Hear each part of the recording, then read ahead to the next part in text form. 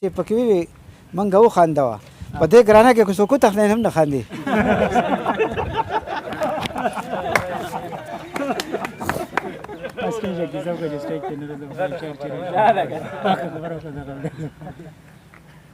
سټیج ته چې راځي څنګه شعر سره غمې چې به کوم غزل او مشاعرانو سره د خپلو غزلو غمې زه به څه وم ما سره دا غمې زه به د سټیج ته رسم څنګه.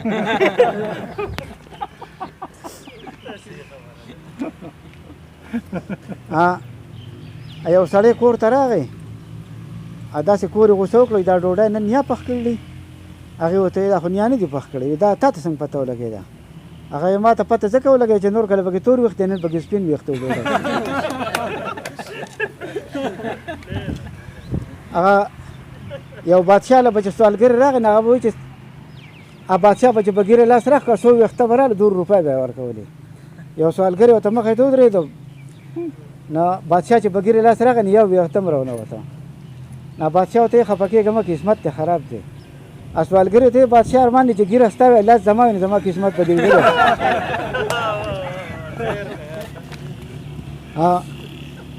هغه یو ټپ سړی د ګاونډیانو جنګ ته تللی و خلاصي دپاره نو چې ښځې حالات ته وکته نو خفه شوه پرې اواز یې کوي کور ته راځه نو هغه ورته ویې ورکړه چې خپې خو مې ځمکې ته ورسي که نه.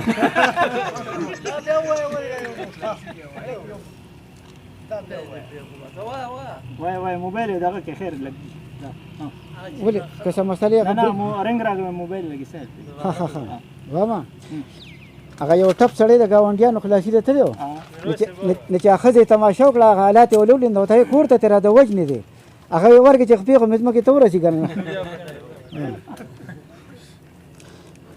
یو ورانکاري ماشوم پلار ته یې ګوره زه دې پلانکي ووالم هغه یې ښې وکړه ما راته هم نه سبا کول خو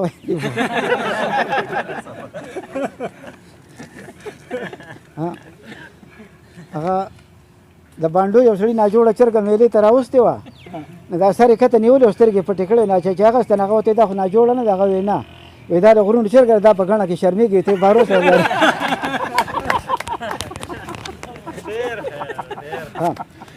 اوس ته یو کلام وایم ملګري ډېر شي دي د قربانو د غوښو موسم دی نو چې کوم شی وایم انشاءالله دا واقعه په دې ناستو کسانو کې به ډېرو راغلي. ډېر خوراک جوړ کو راته غم لکه د ټیرو پړسېدم په اخري سلګو باړی ته سپټیټو رسېدم. ډېر خوراک جوړ کو راته غم لکه د ټیرو پړسېدم نه په اخرو سلګو باړی ته سپټیټو رسېدم.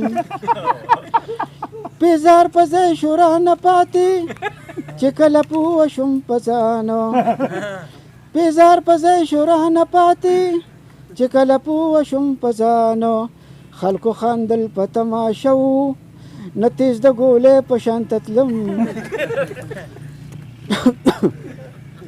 په اخري سلګو باړی ته سپټیټو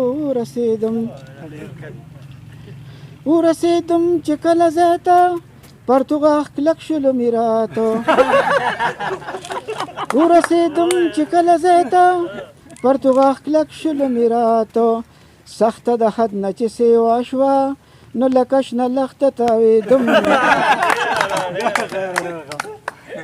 کور ته چې راغلمه لړلې پرېوتم کټ کې بې مجاله کور ته چې راغلمه لړلې پرېوتم کټ کې بې مجاله ما وی چې څوک په خبر نشي خو مچانو کله پرېښودم.